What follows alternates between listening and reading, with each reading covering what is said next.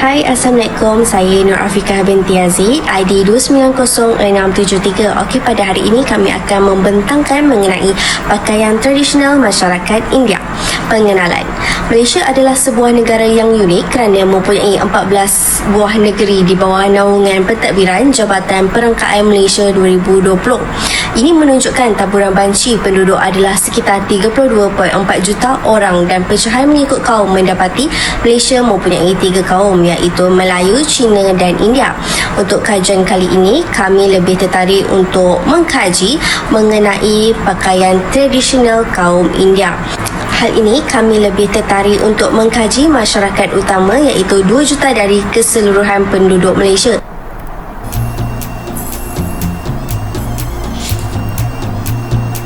Assalamualaikum dan salam sejahtera. Terima kasih kepada saudari Afiqah di atas penerangan sejarah bagaimana pakaian kaum India daripada negara India ke Malaysia. Dan kita teruskan pula kepada jenis-jenis pakaian kaum India. Secara asasnya, seperti yang anda dapat lihat, 2 lelaki dan 2 perempuan menunjukkan pakaian kaum India ni mempunyai ada pakaian-pakaian mengikut gender dan juga ada unisex, maknanya lelaki dan perempuan boleh memakainya.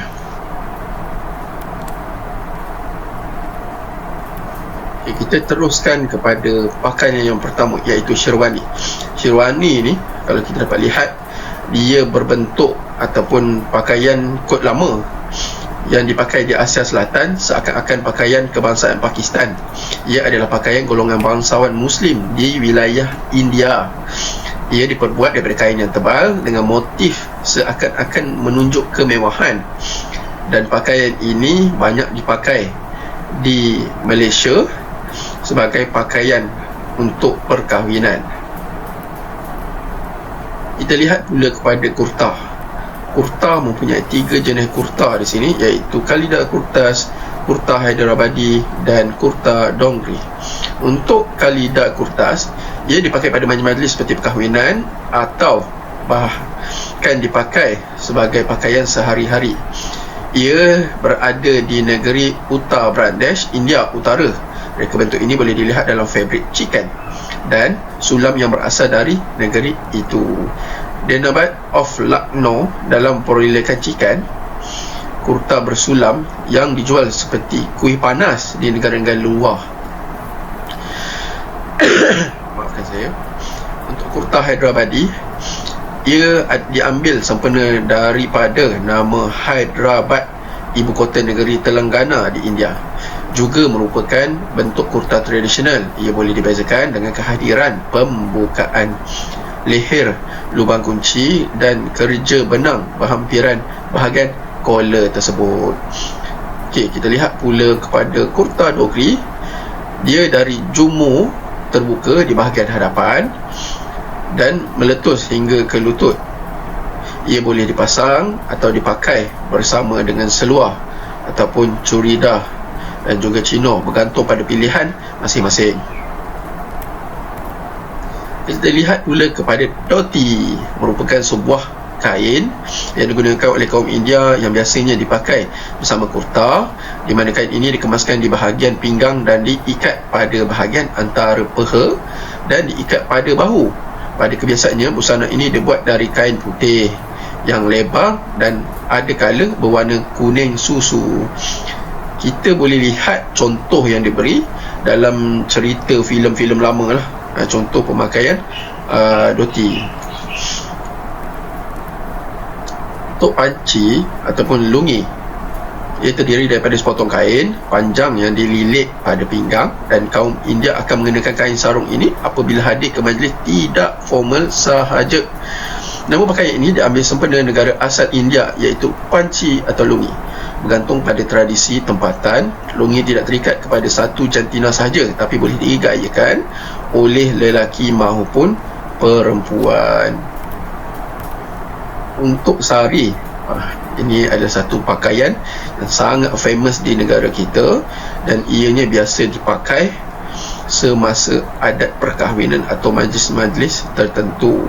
Sari merupakan pakaian popular di Malaysia dan kebiasaan dipakai ketika majlis perayaan. Tema pakaian dalam sari ini adalah tumbuhan dan haiwan serta ton warna sari yang dipakai adalah warna bold seperti gambar yang kita tunjuk ni lah, warna merah ataupun warna hijau. Ia kebiasaannya ukuran sari mempunyai diameter lebar 1 hingga 2 meter, manakala panjang pula ialah 5 hingga 15 meter sahaja. Untuk baju Punjabi ataupun salwar kamis ialah baju pakaian yang dipadankan dengan seluar.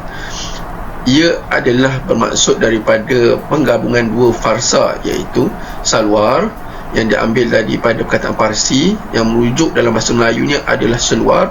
Kamis pula merujuk daripada bahasa kamis yang membawa maksud kemeja. Okey, untuk pakaian ni kebiasaannya kita dapat lihat apabila guru kebanyakannya memakai di sekolah, kerana dia nampak seperti casual dan formal dalam satu masa. Okey, sampai itu saja. Saya serahkan pula kepada saudara Muhammad untuk menerangkan tentang aksesori pakaian kaum India di Malaysia. Terima kasih.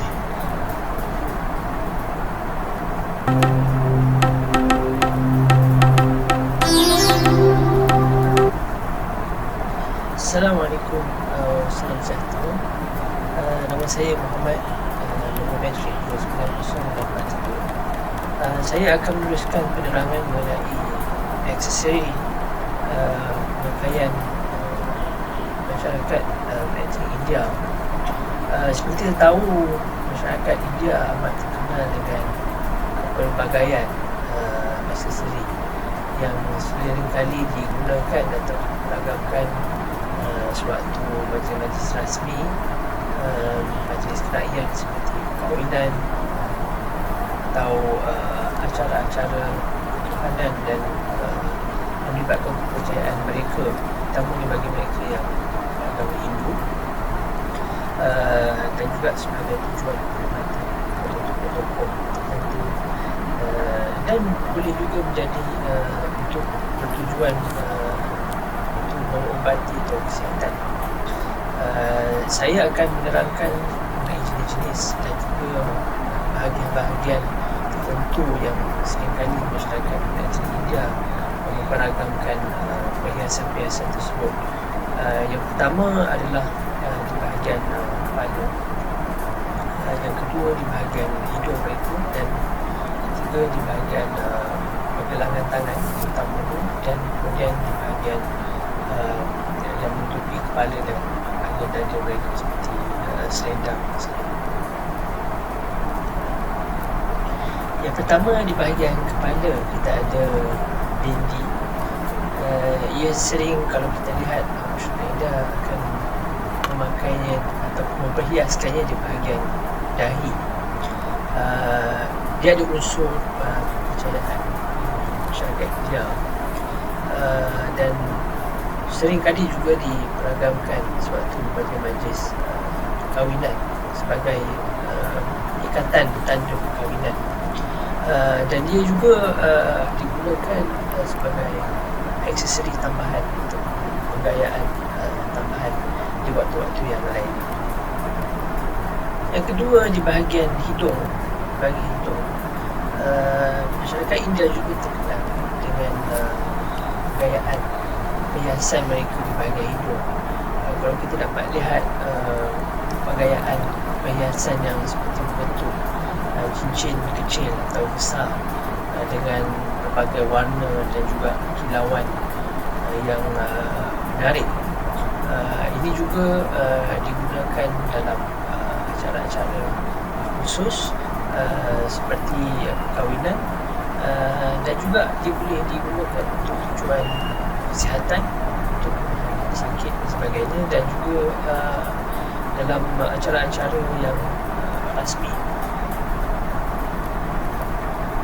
Kemudian yang seterusnya kita ada patang, iaitu sejenis selendang, kain yang dipergayakan seperti selendang.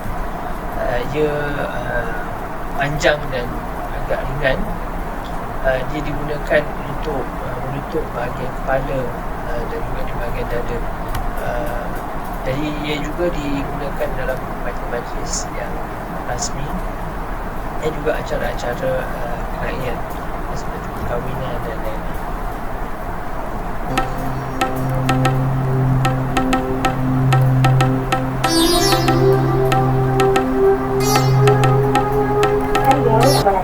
So hari ni I nak buat sedikit penggambar untuk assignment kami yang bertajuk pakaian tradisional masyarakat India. So Kak Melati boleh tak terangkan sedikit mengenai masyarakat pakaian tradisional untuk masyarakat India? Okay, boleh. Selamat pagi. So soalan yang pertama yang I akan tanya Kak Melati adalah apakah asal-usul pakaian masyarakat India ni sebenarnya Kak? Okay, asal-usul pakaian kami ini dari zaman dahulu lagi. Pakaian benua India, terutamanya dalam kalangan Tamil, Hindu, Punjabi dan lain-lain, muncul ketika kehadiran orang India di tanah Melayu. Okay, biasanya pakaian India warnanya adalah lebih terang atau cerah yang mengilau mata, meriah dan mewah dan dengan tuntunan, selamat dengan emas serta perak dan juga manik-manik yang berkilauan atau batu bata. Oh, macam tu. Okey, boleh Kak Melati soalan yang pertama. So untuk soalan kedua, sebenarnya pakaian masyarakat India ni ada berapa jenis Kak sebenarnya? Okay, pakaian tradisional India ni ada banyak jenis, lebih kurang dalam 10 termasuk pakaian lelaki, dan ada juga berbagai aksesori yang kami akan pakai pada hari istimewa, contoh hari kahwinan contoh. Oh, okey. Boleh tak Kak terangkan sedikit contoh pakaian tradisi masyarakat India? Okey, boleh. Okey, seperti contoh sari. Semua orang kenal pakaian sari tu kan? Sendiri, tapi cara pemakaian dan sejarah sari tu tak ramai yang tahu. Sari paling lazim dipakai dengan membalut kain keliling pinggang sehingga ada lebihan yang boleh diselendang pada bahu, menampakkan pakaian pusat. Pakaian ini mempengaruhi kepercayaan Hindu di mana pusat Dewa Vishnu dianggap sebagai tumpuan segala apa yang ada di dalam semesta serta punca segala kehidupan peranan kaum perempuan juga sebagai sumber kehidupan dan punca sakti.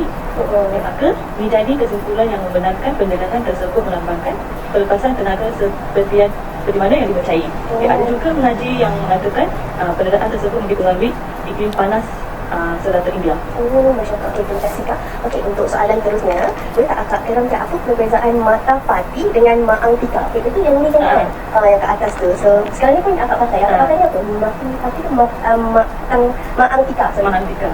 Okey, maang tika. So, apa kita punya beza tak? Maang pati dan maang tika tu? Okey, maang tika atau mahamati merupakan aksesori untuk pengantin dan menampakkan pengantin ke tahap yang berbeza. Okay, perhiasan tanpa mahamati dan mahatika yang ringkas, keseluruhan rupa tetap tidak lengkap. Okay, kepercayaan antara mahatika dan mahamati terletak pada penjajaran.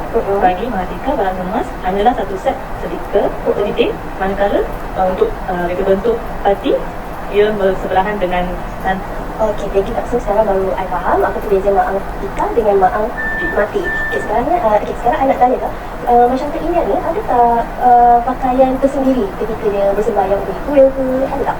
Ada. Pakaian sembahyang bagi kaum lelaki adalah luti, cakap vesti dalam bahasa Tamil. Luti adalah pakaian tradisional bagi kaum lelaki berbangsa India. Luti biasanya dibuat daripada kain berwarna putih yang panjang. Luti seringkali dipakai oleh golongan cantik dan menjadi baju untuk menghadiri majlis perkahwinan dan pergi ke tempat beribadat, iaitu koi macam tu. Bagi pakaian sembahyang wanita pula adalah sari ataupun Punjabi. Selalu Akak pergi sembahyang tak pakai apa? Punjabi lagi senang pakai.